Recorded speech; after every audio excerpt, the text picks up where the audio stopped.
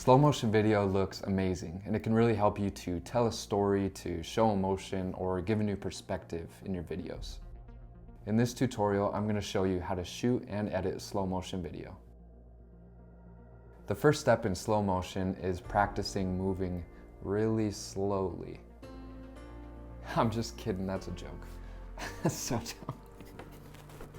When you take a picture on your camera, it's just freezing one point in time.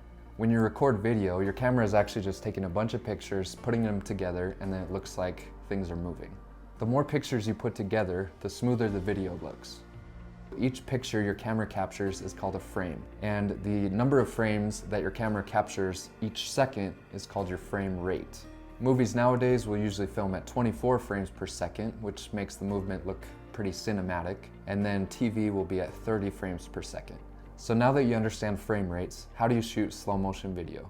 You simply shoot at a higher frame rate and then slow it down to 24 or 30 frames per second. The most common frame rates for shooting slow motion are either 60 frames per second or 120 frames per second. The easiest way to think about this is the higher your frame rate, the more you can slow down your footage. If you want your slow-mo to be mo slow, use a higher frame rate. To help show all of this in action, here are some clips of me attempting to juggle. This clip is shot at 30 frames per second. This one at 60 frames per second. And then this last one at 120 frames per second. Okay, super quick, here's how to edit slow motion footage. First up is our 30 frame per second clip.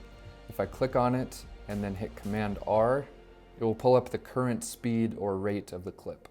To adjust, I can either click here or I can adjust by dragging. If I slow down a clip that's 30 frames per second, you'll see that it's really choppy.